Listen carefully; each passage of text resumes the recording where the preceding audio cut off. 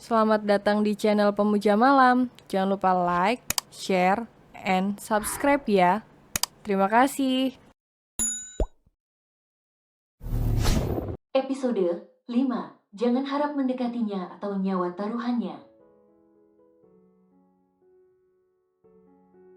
Tuan, Nyonya tabahkan hati kalian. Kami sudah berusaha semaksimal mungkin. Operasi sudah berjalan dengan lancar. Tapi tingkat kesembuhan Tuan Muda sangat kecil.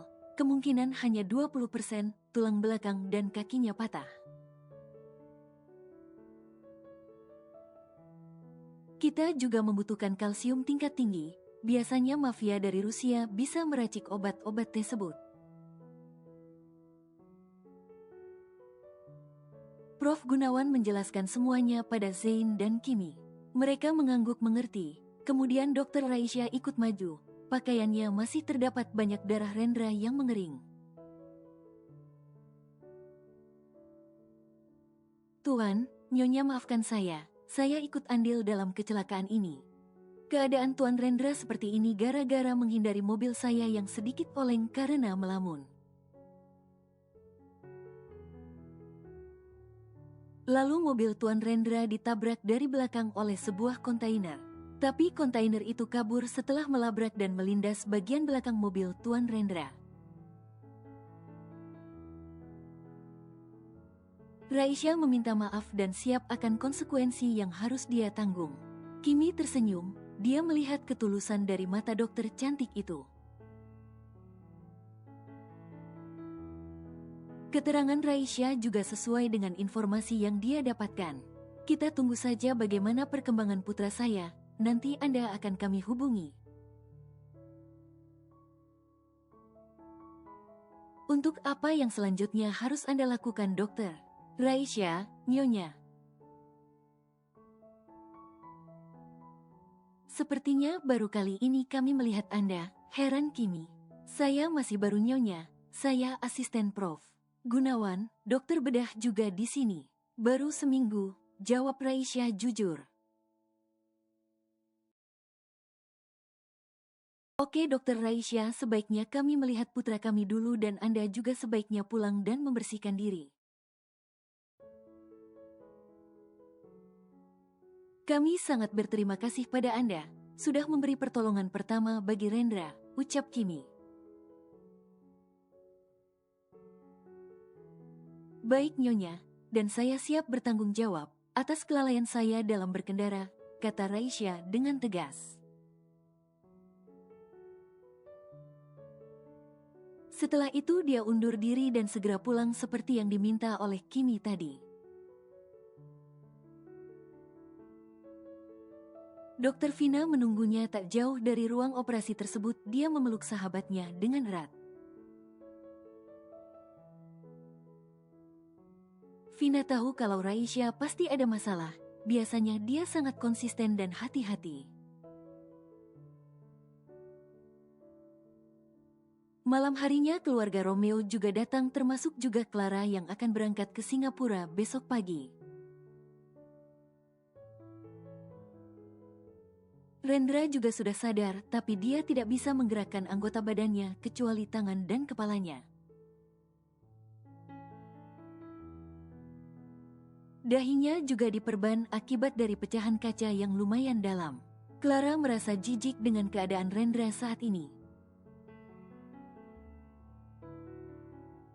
Apalagi setelah mendengar dari orang tua Rendra kalau kemungkinan sembuh untuknya hanya 20% saja.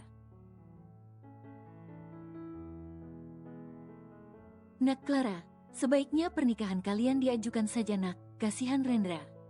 Kalau tidak akan ada istri yang bisa membantunya, ucap Kimi yang sebenarnya ingin mengetes wanita tersebut. Tunggu, tapi anakku masih banyak pekerjaan yang akan menunjang karirnya masa depan. Lalu bagaimana kehidupan mereka nanti? Tanya Romeo. Untuk kebutuhan sehari-hari kami orang tuanya yang akan menanggung sampai dia sembuh nanti. Dan kamu juga harus totalitas membantu penyembuhannya. Dia butuh dukungan Nak Clara, pinta Kimi. Tidak Tante, saya tidak mau harus setiap hari menjaga orang lumpuh Tante. Biarkan Rendra sembuh dulu baru kami akan menikah dan saya juga tidak mau harus berhenti di tengah jalan. Sementara karir saya sedang bagus-bagusnya, ini juga demi masa depan kami Tante. Setelah Rendra sembuh, saya janji akan menikah dengannya, ucap Clara dengan pedenya. Oh, jadi begitu. Sombong sekali kau Nona. Bukannya kamu bisa seperti ini semua usaha Rendra. Kamu hanya tinggal menampilkan gambaran kamu yang menurut saya modelnya nggak banget, marah Zain. Enak saja, tanpa putra om yang narsis itu saya bisa lebih sukses. Dia itu bisanya cuma omong kosong dan menyiapkan tempat. Lagian kalau bukan karena dari keluarga Ibrahim, ogah saya menerimanya, sombong Clara.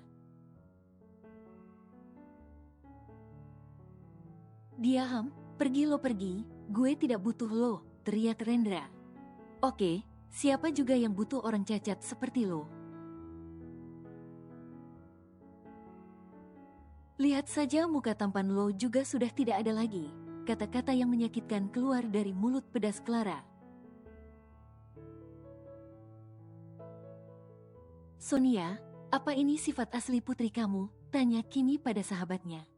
Sorry Kim, kalau gue jadi Clara juga ogah punya suami yang cacat. Percuma kita punya tampang yang cantik. Sonia dan Romeo juga ikut pergi meninggalkan rumah sakit tersebut. Ma, hubungi James dan suruh dia membatalkan semua deretan fashion show atas nama Clara. Bilang padanya supaya mencoret namanya di dunia fashion. Gue mau lihat siapa yang bisa diandalkannya. Apa si pria bule itu? Kata Rendra dengan tegas. Zain mendekati putranya dan menyetujui ketegasan Rendra. Kimi juga setuju dan segera menelpon James untuk mengeksekusi perintah dari Rendra. Rem kamu belum sayang? Kira-kira kamu tahu siapa dalang dari semuanya? Heran Zain. Papa coba tanya Pak Raden, dia kemarin yang mencuci mobil Rendra, Ma, jawab Rendra. Rendra pinjam kaca Ma, memang benar Rendra sudah tidak ganteng lagi. Terus bagaimana Rendra cari istri yang seperti Mama? Kalau muka saja sudah jelek, lumpuh lagi, cemberut Rendra. Kamu pasti bisa sembuh sayang. Naela sudah Mama hubungi untuk mencari obat itu di Rusia. Kebetulan dia di sana bersama suaminya, dan untuk wajah kamu itu gampang, kita bisa melakukan operasi di Korea. Pasti kegantengan putra Mama melebihi artis-artis Korea, hibur Kimi kepada Rendra. Kimi mengelus kepala putranya yang hanya bisa berbaring tersebut. Mama ada calon istri buat kamu. Mama yakin dia bisa merawatmu dengan baik nak. Sepertinya dia juga polos dan yang pasti dia cantik. Kimi mempunyai ide gila untuk anaknya. Siapa? Jawab Zain dan Rendra bersamaan. Dokter Raisya, Mama bisa melihat dari sorot matanya dan Mama juga sudah menyuruh orang untuk menyelidiki gadis itu. Dia seorang yatim piatu dan kemarin baru saja dikhianati tunangannya. Kimi menjelaskan ide konyolnya itu. Aku yakin pilihan Mama tidak salah.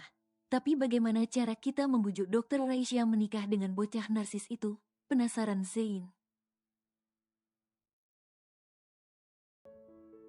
Kalau soal itu serahkan pada Mama, dan kalian pendukungnya.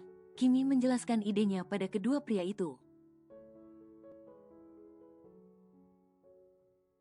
Dan saat itu juga mereka melancarkan aksinya. Rendra depresi dengan nasibnya yang sungguh tragis, dan dia mencoba untuk bunuh diri. Suster segera memanggil Raisya yang kebetulan malam ini dia bagian jaga malam bersama Vina.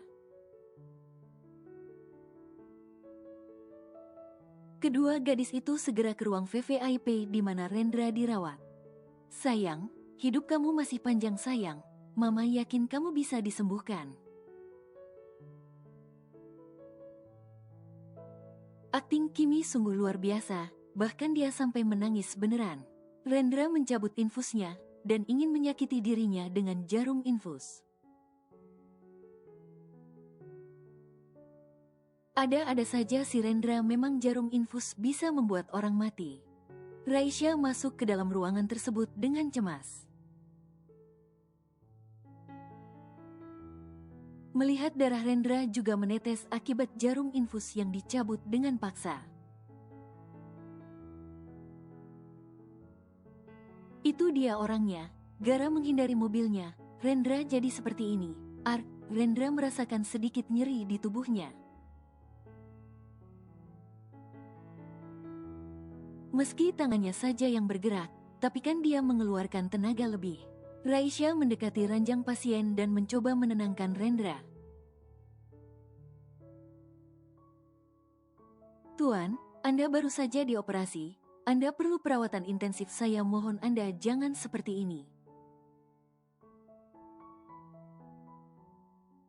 Saya mengerti perasaan Anda, Tuan. Saya yakin Anda bisa melewatinya, dan Anda bisa sembuh, Tuan.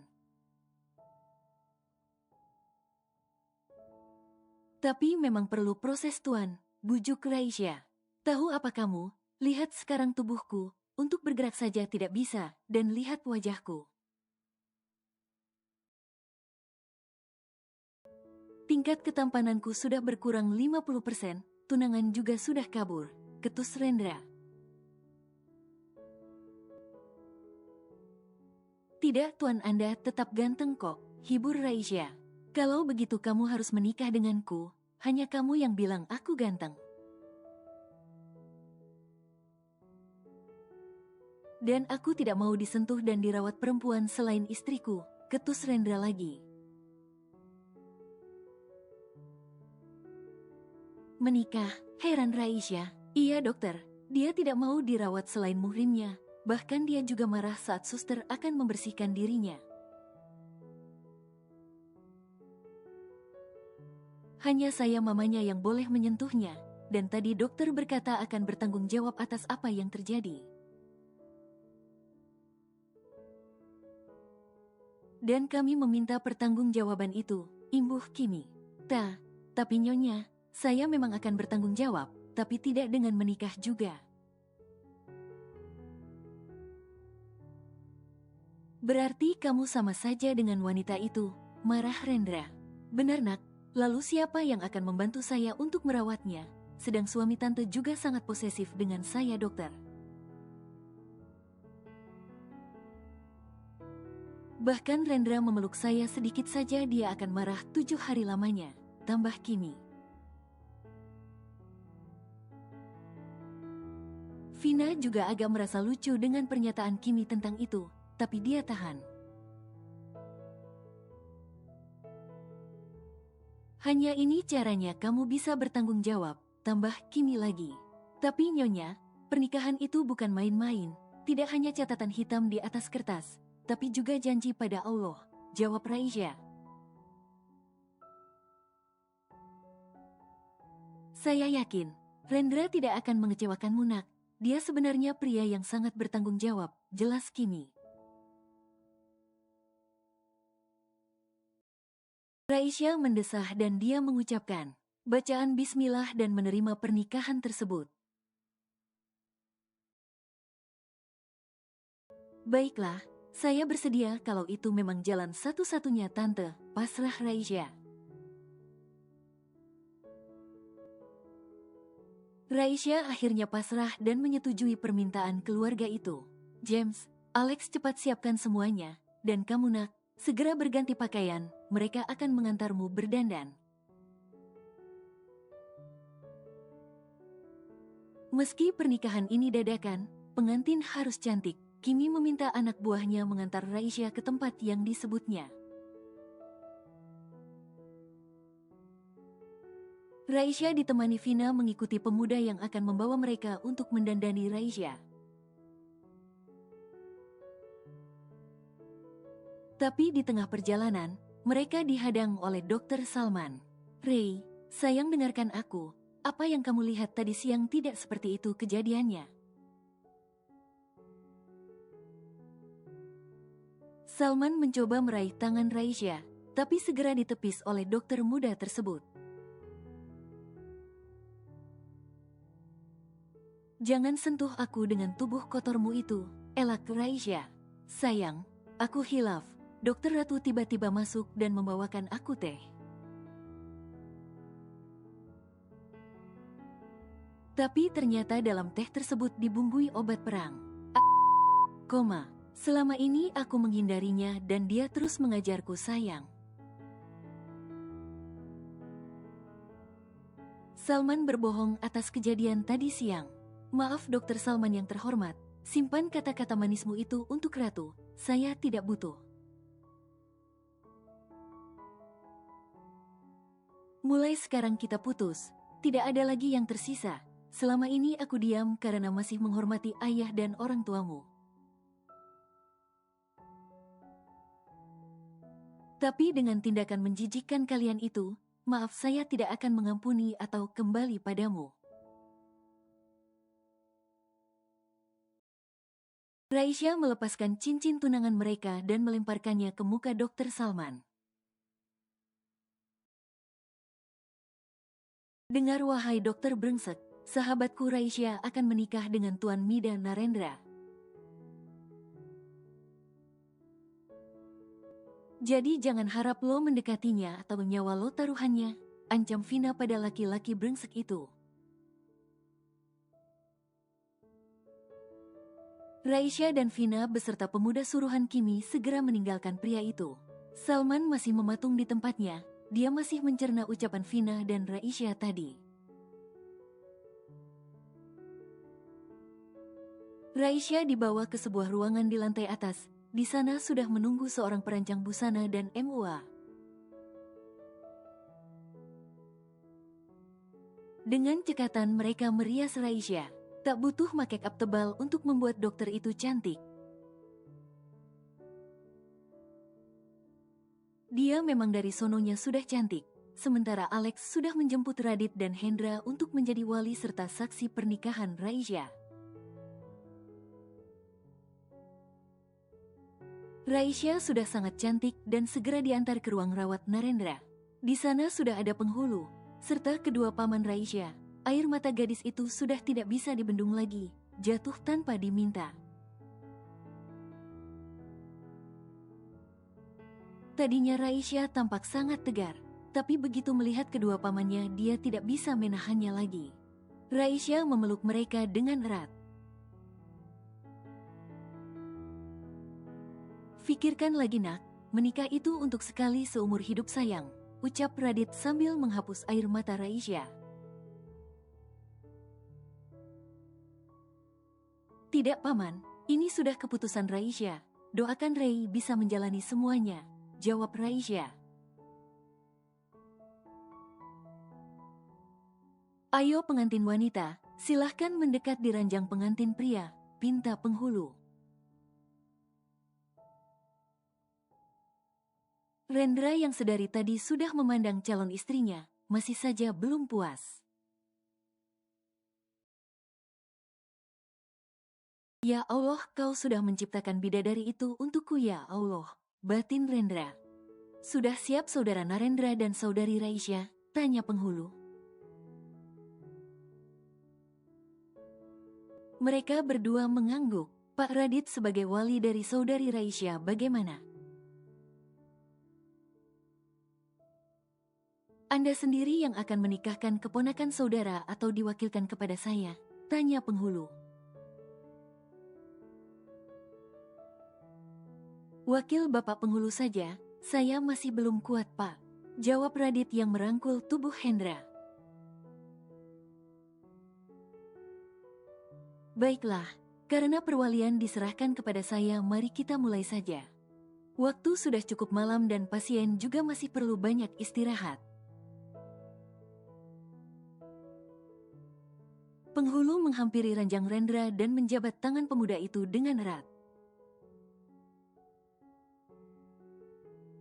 Memulai acara ijab dan kabul tersebut, Saudara Muhammad Narendra Ibrahim bin Muhammad Zain Ibrahim. Saya nikahkan dan kawinkan Anda dengan Saudari Raisya Putri Cahyani binti Syarif Amirullah. Dengan mas kawin seperangkat alat sholat dan sebuah berlian Blue Ocean dibayar tunai, ucap penghulu. Saya terima nikah dan kawinnya Raisya Putri Cahyani dengan mas kawin tersebut dibayar tunai. Jawab Rendra dengan sekali tarikan nafas serta begitu fasih dan lancar. Bagaimana saksi? Tanya penghulu. Sah, sah, jawab semua yang ada di ruangan tersebut. Tak lupa di depan ruangan dijaga ketat oleh bodyguard keluarga Ibrahim. Di luar Salman ingin menggagalkan pernikahan tersebut tapi ditahan dan segera diamankan. Bodyguard juga mengancam Salman untuk tutup mulut. Hei, dokter brengsek, sekali lagi lo mengganggu kehidupan nona muda Raisya maka reputasi lo yang akan terancam. Kalau lo masih ingin bekerja di sini, diam dan jangan ikut campur, serta menyebarkan pernikahan Tuan Narendra dan Dokter Raisya, ancam para bodyguard. Ingat nama lo sudah ditandai oleh mereka. Bodyguard meninggalkan Salman sendirian di lorong RS itu. Selesai akad nikah, air mata Raisya kembali tumpah. Kemarin waktu hari wisudanya ayahnya meninggal. Dan sekarang ayahnya tidak bisa melihat putrinya dipinang pemuda dan dibawa pergi. Kimi yang sudah resmi menjadi mertuanya segera memeluk Raisya. Jangan bersedih nak, mama yakin kalian kelak akan bahagia. Kamu harus bisa menaklukkan si buaya buntung itu. Kimi menenangkan Raisya. Dan meyakinkan kalau keputusan menerima pernikahan ini adalah tepat. Bukan begitu tante, Ray teringat ayah. Ayah tidak bisa melihat putrinya menikah tante.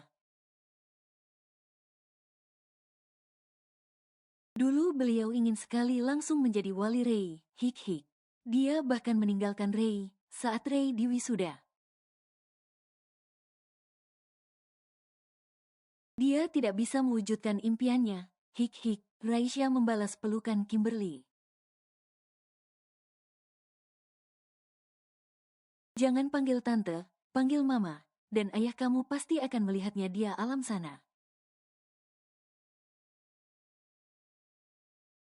Dia akan selalu mendukung dirimu, jangan lupa berdoa untuk beliau. Buktikan padanya kau adalah kebanggaannya baik di dunia maupun akhirat. Kimi menenangkan menantunya. Malah si Narsis sudah mulai membuat ulah. Ma, jangan lama-lama peluknya, istri Rendra itu, ucap Rendra sambil cemberut. Kimi menepuk jidatnya sendiri. Pa lihat keturunan papa, memang buah jatuh dari pohonnya, kesal Kimi. Ingin rasanya memasukkanmu dalam kandungan mama lagi, ketus Kimi. Mana muat ma, Rendra sudah gede begini, mau dimasukkan lagi ke perut mama, ucap Rendra tanpa rasa salah. Radit, Hendra serta Vina sudah sangat ingin tertawa, tapi mereka tahan. Jangan kaget tuan, bos saya itu orangnya memang rada sableng. bisik James pada kedua paman Rendra. Tapi sungguh peka itu pendengaran Rendra. James tidak baik membicarakan atasan di belakangnya, Hardik Rendra.